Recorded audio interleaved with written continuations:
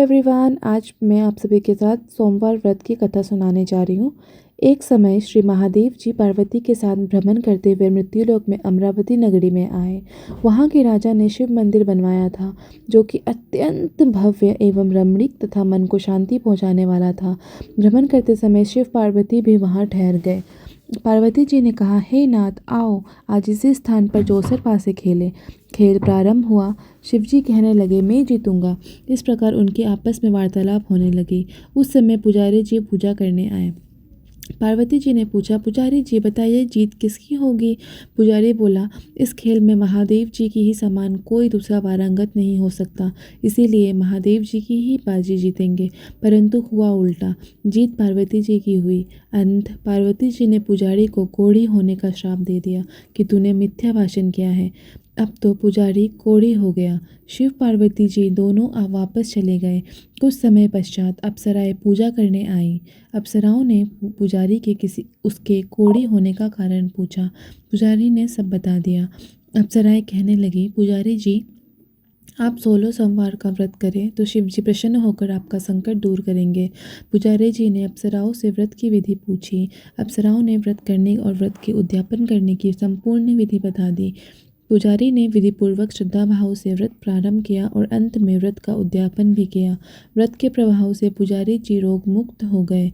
कुछ दिनों बाद शंकर पार्वती जी पुनः उस मंदिर में आए तो पुजारी जी को रोग मुक्त देखकर पार्वती जी ने पूछा, मेरे दिए हुए श्राप से मुक्ति पाने का तुमने कौन सा उपाय किया? पुजारी जी ने कहा, हे माता, अप्सराओं द्वारा बताए गए 16 सोमवार के व्रत करने से मेरा ये कष्ट दूर हुआ है। पार्वती जी ने भी 16 सोमवार का व्रत किया, जिससे उनसे रूठे हुए कार्तिकेय जी भी अपने माता से प्रसन्न होकर आज्ञाकारी हुए। कार्तिकेय जी ने पूछा, हे माता, क्या कारण है कि मेरा मन सदा आपके चरणों में लगा रहता है? पार्वती जी ने कार्तिकेय को 16 सोमवार के व्रत का महात्म्य तथा विधि बताई। तब कार्तिकेय जी ने भी इस व्रत को किया तो उनका बिछड़ा हुआ मित्र मिल गया।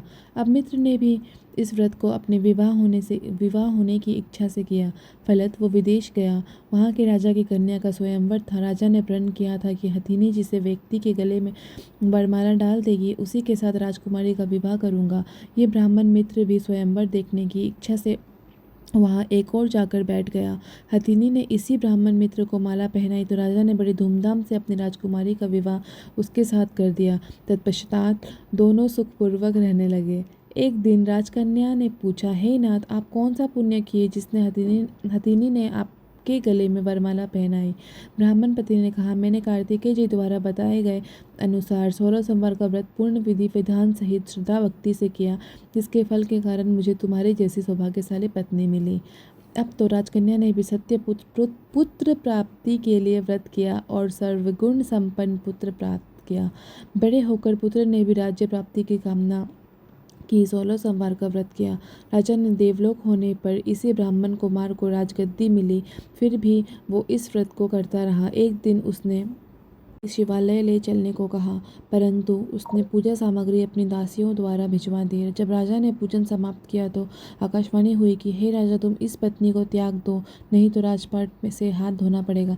प्रभु की आज्ञा मानकर उसने अपनी पत्नी को महल से निकाल दिया। तब वो अपने भाग्य को कोसती हुई एक बुढ़िया के पास गई और अपना दुखड़ा सुनाया तथा बुढ़िया को बताया, मैं पूजन सामग्री राजा ने कहे अनुसार शिवालय में नहीं ले गई और राजा ने मुझे निकाल दिया।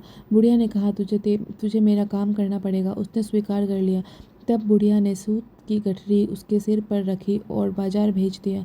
रास्ते में आंधी आई तो सिर पर रखी ठहरी उड़ गई। बुढ़िया ने डरकर उसे भगा दिया। अब रानी बुढ़िया के यहाँ से चलते चलते एक आश्रम में पहुंची। गोसाई जी उसे देखते ही समझ गए कि वो उच्च घराने की अबला विपत्ति की मारी है। वे उसे धैर्य बंधाते हुए बोले, बेटी, तू मेरे आश्रम में रहे, किसी प्रकार की चिंता मत कर। रानी आश्रम में रहने लगी, परंतु जिस वस्तु को वो हाथ लगाती वो वस्तु खराब हो जाती। ये देखकर गोसाई जी ने पूछा, बेटी, किस देव के अपराध से ऐसा होता है? रानी ने बताया कि मैंने अपने पति की आज्ञा का उल्लंघन किया और शिवालय में पूजन के लिए नहीं गई, इससे मुझे घोर कष्ट उठाने पड़ रहे हैं। गोसाई जी ने शिवजी से उसके कुशल क्षेम के लिए प्रार्थना की और कहा, बेटी तुम 16 सोमवार का व्रत विधि के अनुसार करो। तब रानी ने विधि पूर्वक व्रत पूर्ण किया। व्रत के प्रभाव से राजा को रानी की याद आई और दूतों को उसकी खोज में भेज दिया। आश्रम में रानी को देख दूतों ने राजा को बताया। तब राजा ने वहां जाकर गोसाई जी से कहा, महाराज आनंद से ये मेरी पत्नी है और अंत मैंने इसका परित्याग कर दिया था। कथा सुनने के पश्चात मेरे साथ जाने। शिव जी की आरती गाएं। ओम जय शिव ओमकारा गाएं।